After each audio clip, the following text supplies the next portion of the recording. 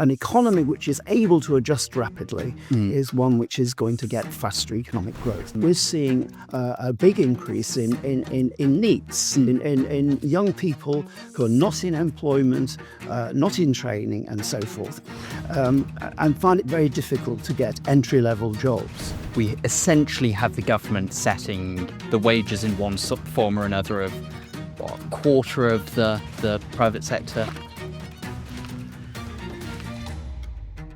Hello and welcome to the Institute of Economic Affairs. I'm Daniel Freeman. Britain's economy is in a bad way. I know it, you know it, the government knows it, politicians across the spectrum know it. The question is, why? Why has Britain struggled to grow for the last 2 decades? Well, that's what we at the IEA are trying to answer over this course of interviews. Over the next few weeks, we'll be talking to experts from Britain and abroad, trying to work out what are the factors that are holding back economic growth in the UK.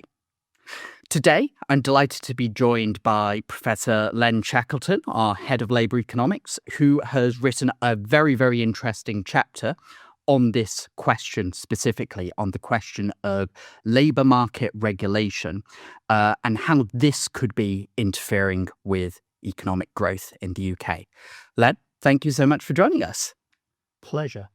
As always. So let's go back 20 years to 2006, 2005. What were British labour market regulations like then, and how did they compare to other countries in the developed world?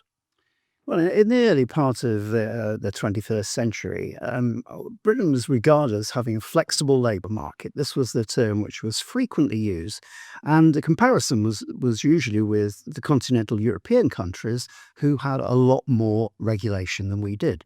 I mean, under Mrs. Thatcher and John Major, we had deregulated the labour markets in many ways. We got rid of the wages councils. We'd taken away the powers of trade unions to call strikes at a moment's notice. Well, there's a whole range of measures which we had taken, and for the main part, the incoming Blair government didn't change a lot of this stuff. It did introduce a minimum wage, but that was set at a pretty low level. And the Low Pay Commission were given the instruction that they should always bear in mind the labour market effects of the minimum wage in setting and making a recommendation. So at the early part of this century, we were doing okay, I think. What we have seen, I think, over the last 20 years, and particularly since the financial crisis, we have seen year on year more regulations tying up the way in which employers can offer work to people. And that is a very important aspect of the way in which we get growth. We need to allocate our resources, whether they be human or physical resources, in the best way possible. And when you start messing around with price signals in the labour market, you get things which clog up the labour market, which stop it working quickly in response to economic change. And a dynamic labour market should be capable very quickly of moving people from areas which are declining to areas which are improving. There are costs involved in this, of course, which we have to take into account. But an economy which is able to adjust rapidly is one which is going to get faster economic growth. And that's really the point I wanted to make in this chapter. Yeah, so at the start of this period, before we started to have this growth slowdown, Britain had an unusually flexible labour market, and the direction of travel has been against that. Since then, we've become relatively less flexible. So let's imagine a particular person or a particular company. How would having a more flexible labour market help that company produce more or better stuff over time? You might want to switch production from one area to another. You might want to close a plant and open one somewhere else. You might want to move people from one job to another. These things are difficult if you've got regulations which slow the process down. For example, if you want to make redundancies in one particular place because you want to open up somewhere else, then you've got to go through elaborate procedures now, which involve consultation with trade unions if there's more than 25 redundancies in a plant. This inevitably slows the process down, and if you're on the margin of considering making a change, that the hassle which is involved in doing so may well put you off doing this. And a lot of British industry is fairly sluggish in its response to economic change, and that's why we get left behind with new technologies coming along and so forth. That's why we have an endless story of steel plants, car plants, and so forth in decline against more rapidly adjusting competitors. And so this is the kind of issue which I'm talking about in this chapter. And can this the difficulty of, say, making people redundant for one reason or another have an impact on employment? Well, what happens, I think what we often want to compare ourselves with is what happens in the United States, where many of these regulations don't really apply. And what you see in a downturn in the American economy is that they get rid of people very quickly, right? People are laid off just like that. In this country, you can't do that because of unfair dismissal procedures. It takes months and months to get rid of people and so forth. But what happens in the United States is they get rid of people very quickly, but they start taking people back again very quickly.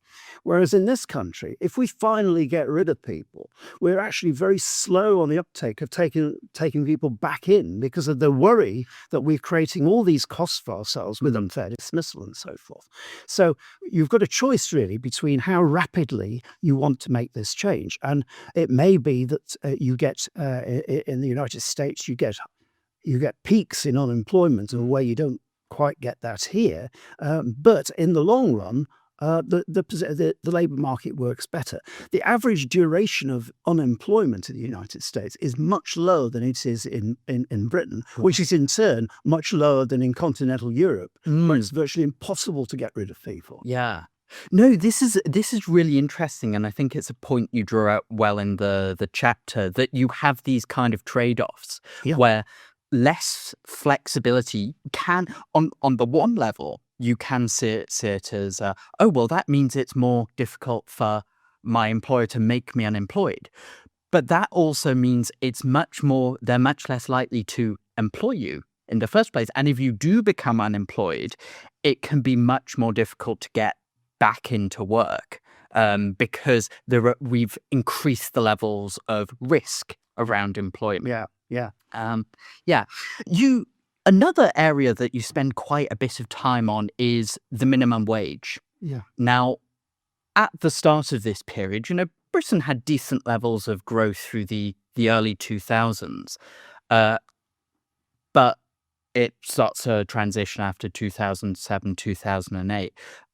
Does the minimum wage play any role in this?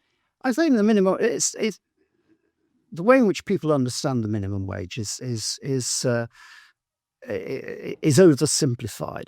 What people point to the fact that the minimum wage goes up and there isn't a spike in unemployment immediately. Well, that's true, but the labour market is adjusting in hidden ways, so that what happens in a normal situation is that people are entering and leaving jobs all the time, and when minimum wages go up, then what you expect to happen is that the outflows will be greater than the inflows into work. And you see this particularly with young people. What we've seen with the latest hikes in minimum wages as we're moving the age group up to the national living wage is that we're seeing a fall in vacancies. So people may not be losing their jobs just like that. but they're not. These jobs are not being created at the level which Employers aren't hiring more people. we're finding at the bottom of the labour market where people want to get in, we're seeing a big increase in NEETs, in young people who are not in employment, not in training, and so forth, and find it very difficult to get entry-level jobs. Yeah. And that's a worrying aspect of the minimum wage thing. Yeah. Yeah. I think it's one of the points you draw out is that we sometimes think of the minimum wage as just, oh, it exists or it doesn't. But throughout most of when the minimum wage was introduced, it was set at a level that was slightly less than half the median wage. And it stayed there throughout most of the New Labour period. It's only after, well, in the last 10 years, really, that we've got the minimum wage being steadily increased until it's 2/3 of the average. And this, of course, was a Conservative government who Sajid Javid, I think, was the one who set that in stone, that we were going to aim for 2/3 of median hourly earnings. Yeah. And of course, Of course, it's not just the people right at the bottom of the system, which one of the things I emphasise in here. There's probably about 2.5 million or something like that people who actually pay the minimum wage. But there's a group of people who pay just a little bit more than that. If you look at the big supermarkets like Sainsbury's, Tesco, etc., they pay a little bit more than minimum wage, probably about 50p more or something like that. But when the minimum wage goes up, those wages go up as well. So, in fact, the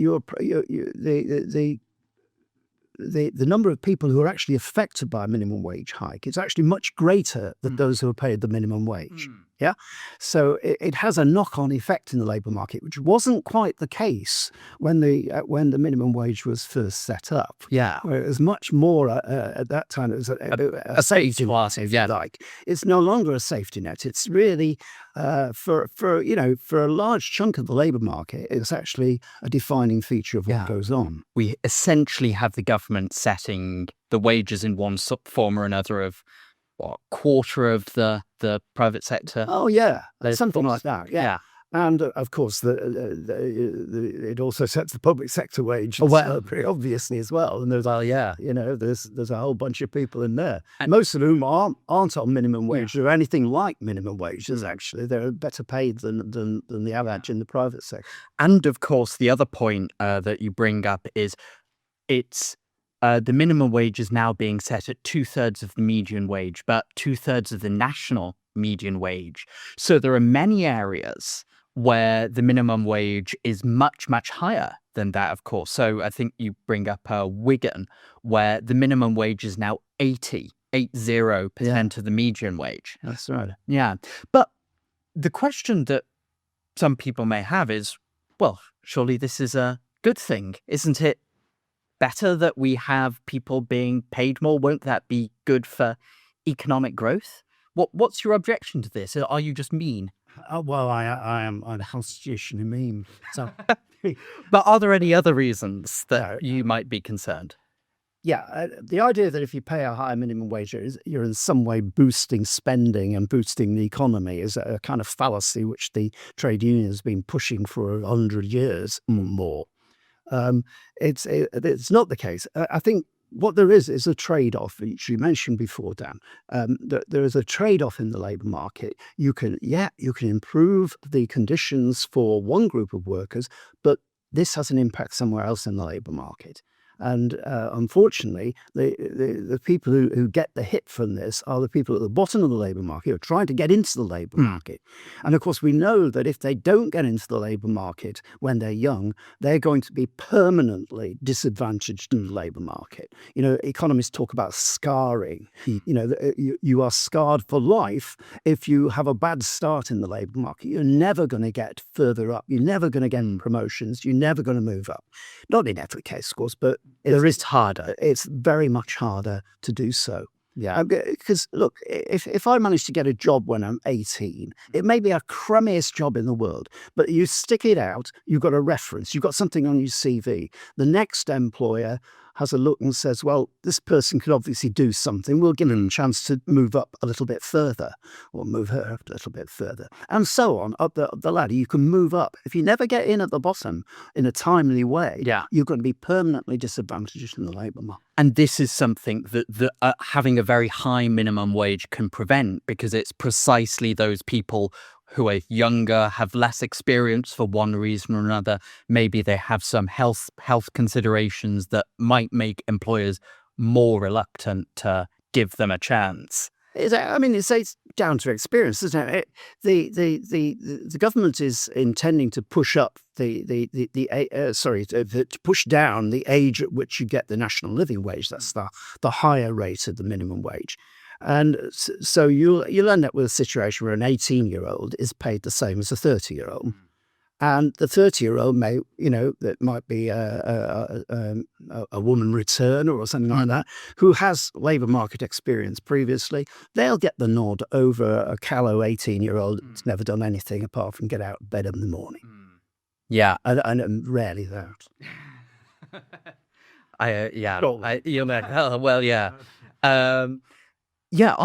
Just sticking finally on the minimum wage, are there also concerns about the effect of wage compression? Oh, yeah. Reduce it. What is wage compression, and why might it have negative impacts on an economy? The way the labour market works best is if people are paid the value of the output which they produced and at the margin. And if you have relativities which are artificially changed, then the wrong signals are sent in the labour market. So, for example, if you push up the wage at the bottom, then and you don't increase the pay for supervisors, let us say, then it's a hassle being a supervisor. You're unpopular. So you don't apply to get this. So you get people stuck in jobs below the level at which they could work. And this is this more general thing about misallocation in the labour market. All sorts of things are going on with the various mandates and rules which we have in the labour market, which stop the right signals being sent and which stop adjustments which would make sense. We need to allocate all resources, including labour, to the best possible effect. And anything which clogs up this process is going to harm growth. Yeah. And so the point I'm making is not that the labour market is the only thing which is determining growth, but it's a key element in my view. We all work, or most of us work anyway. And, we all have an interest in seeing the labour market work in such a way that we can make progress, that we can apply for jobs, we can move around. Anything which slows this process down is bad news, not only for the economy, but for individuals as well. Yeah. How much of this expansion in labour market regulation, and this applies to the minimum wage as well, is the effort of governments to try and do something, look like they're doing something that is positive and popular, without actually having to spend much money themselves, because most of the burden is outsourced onto. I think that's a very good point, Dan. If you look at the growth of labour market regulation, it's in a period when budgets have been tight. And rather than spending public money on things, there's all sorts of things we need to spend public money on, we're told, then you try and put the burden of the things you'd like to see happen on the employer. So the employer pays for leave or whatever it may be, or flexible work or whatever. The problem with this view is that employers don't really exist. They're companies which are a collection of legal documents and so forth. The only, what there is people. So that a company will pass on any extra costs which it incurs. It will pass them on partly to the customer if he can force up prices, but in a competitive market this often isn't the case, or it will push them down onto the employee. And this is one of the things which I think people don't really understand, is that the spread of employment mandates and rules and so forth, which imposes costs on employers, those costs are passed on to the employee in terms of lower wages than they otherwise would have got. And this, I think, explains much of the wage stagnation which we've had over the last 20-odd years. Yeah. That instead of employers being able to push up wages in line with productivity, as the market would normally do, and has done for hundreds of years, instead, the burden of these extra costs is being passed on to the employee by a reduction in the wages which they could otherwise expect. Yeah, that's a really, really interesting point. And I suppose it gets back to the basic idea that there is no free lunch. There is definitely not a free lunch. Yeah, and so unless you're offering. No free lunch for you, Len. Yeah, and actually you bring this up in terms of we can see this on some level in terms of the expansion of people who are employed in HR, which, as you point out, between 2011 and 2019 rises by 28% over this 8 years. And this is at the same point as we're starting to get increasing amount of labour market regulation, including the impact of the Equality Act, and then various other sort of requirements that spin off that. On the Equality Act specifically, how does this change labour market regulation? Well, the Equality Act, in many ways, brought together pre-existing things on discrimination and so forth. And in a sense, it was a mopping up operation. However, it has turned out in practice to be much more expansive than was expected at the time. And so, for example, protected characteristics, which originally, when disability discrimination was introduced, we were specifically told in Parliament that it would not apply to mental health conditions, and yet it does. And it clearly does. That's the big expansion of interpretation of what is a disability and what the employer has to make adjustments for. And of course, this is much more difficult. If you've got somebody in a wheelchair, you can understand what adjustments you have to make. If it's somebody who has, let's say, some kind of mental problem where they can't sit at a desk for long, or they can't, they get stressed very easily, and this sort of thing, and they need to take time off or take time out or something like this. What does an employer do in this situation, right? They have to be extremely careful, but they don't understand what's going on. If they get it wrong, and this person goes to an employment tribunal, and the employment tribunal finds against them, it's discrimination with no upper limit on it. You can pay out tens, hundreds of thousands of pounds for getting it wrong. And a lot of the stuff which has come out of the expansion of the Equality Act, or take another area, which is this long-running saga which we've had with Birmingham Council, which we've got with ASDA, which we've got with NEETs and so on, which is about comparisons of people working in different contexts, where the law says that people, men and women or whatever, have to be paid the same for jobs which involve the same levels of skill, responsibility, and so forth. And this has led to comparisons, for example, in the case of ASDA, between people working in the warehouse, who are primarily men, and people working in the shops, who are primarily women. And the men in the warehouse being paid more. And indeed, the women in the warehouse being paid. Oh, it is. Well, exactly so, of course, because it is not it's not. Yes, but than people in the shops, basically, presumably not because ASDA is feeling really generous and loves to give when more money. Yeah. No, It's because they were finding it more difficult to recruit people. Exactly so.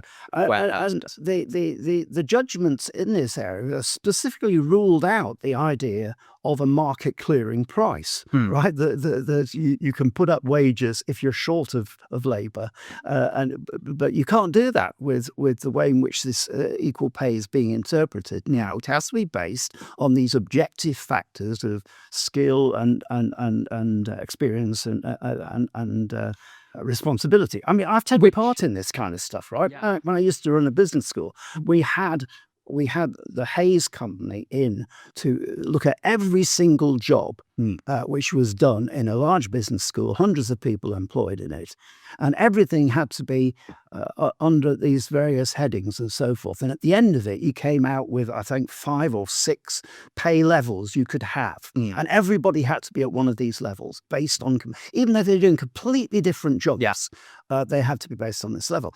And of course, this creates problems. I'm going back to this question of how does the labour market adjust? If you've got a shortage of a particular warehouse workers, right? You're not allowed to put up the price, the wage rate, unless you can find some way of giving a spin-off bonus to another group of workers. Whatever you're doing, you're raising costs if you do this. And of course, this raises the cost of adjustment. It means that you're slower to respond to gaps in the market and so forth. And this is just an example of the way in which our labour market is getting clogged up with these kind of rules. Yeah, and I guess, again, it just comes back to governments or courts on some level trying to achieve objectives that they think would be nice, but doing it by gumming up and grotesquely distorting the labour market in a way that makes us all worse off in the long run. Like, if you, for example, think that, you think it would be nice for people working in supermarkets to have more income, you could presumably do that either by cutting taxes at the lower end of the spectrum or increasing universal credit or some combination of the two. But increasingly, it seems, the British state over the last 20, 30 years has prioritised, let's lump the responsibility onto someone else. But a point I just finally want to make is that, of course, it's not just governments. Everybody's complicit in this in some ways. And an area which I talk about in there, which we haven't discussed so far, is occupational regulation. This is where you need basically a license from the government to be able to do something, right? And clearly this is perfectly legit in some areas. Like, I wouldn't want a doctor who hadn't got some official license from the government to do this. But what we've seen over this period you're talking about is a massive expansion of occupational regulation. Estimates made in about 2011, 2012 were that about 13% of the workforce required some kind of government license to do something, some qualification which the government laid down. That figure has risen more recently to 22% of the workforce, as more and more groups of workers have been, as it were, nationalised, if you like, by the government. The standards are now set. For example, being a social worker. Right? There were at the time back in 2011, there were no rules. Obviously, if you're looking for somebody for a social work job, you look at their qualifications, their experience, and so forth. But now they've got to have a particular set of qualifications. They've either got to have a first degree in social work or a master's top-up social work qualification, and various other rules as well. But that's the key one. So you have to incur these extra costs. If you're a history graduate, what graduate are you? History. Well guessed. Do I have the appearance of one, obviously? You're a history graduate, right? If you wanted to become a social worker, you would have to incur the cost of doing a master's program, a conversion program in social work, right? Once upon a time, they could have taken you on without that qualification and trained you up, right? You can't do that now. You've got to get this formal qualification. And that's true of a whole range of occupations. And again, this is clogging up the labour market, because you enter the labour market as a historian, you find there's no job sitting down. Really, I think you want to be a social worker, but you find you've got this extra cost to becoming a social worker, which didn't exist 15 years ago. So it's a new barrier of entry. It's a new barrier of entry. That reduces supply and may be quite good for you if you are one of those existing social workers. If you're already on the inside, they have all your own parent rights, right? That you don't have to get this qualification. So you're and newcomers. And this can. So I recently saw something about the idea that you should also have occupational licensing for undertakers as well. And there seems to be this default that more licensing is good, because of course we want high quality undertakers. I mean, I'm not necessarily sure that's a huge issue. You know, the people involved are usually dead. Issue for me, but you've got a couple more years, hopefully. But yeah. So this acts as a kind of, in some ways, as a protectionist measure. You're adding a barrier to entry that reduces competition and may be good if you're already inside the tent, but it pushes up costs for everyone else who consumes this good, whether it is burials or social work. Yes, that's absolutely right. I mean, it's difficult to get empirical validation of this in the UK, but in the United States, it's very different. There's a huge literature on this, because each separate state has its own form of regulation. So you get, if you take something like selling spectacles, some states you have to be licensed. Yeah, you have to jump through all sorts of. In other states, you can just sell glasses to people. You can do tests yourself, but you don't need any particular qualification to do this. And studies show that in those states with tight occupational regulation, the cost to the consumer are much higher, and the quality of service is no better. Yeah, right.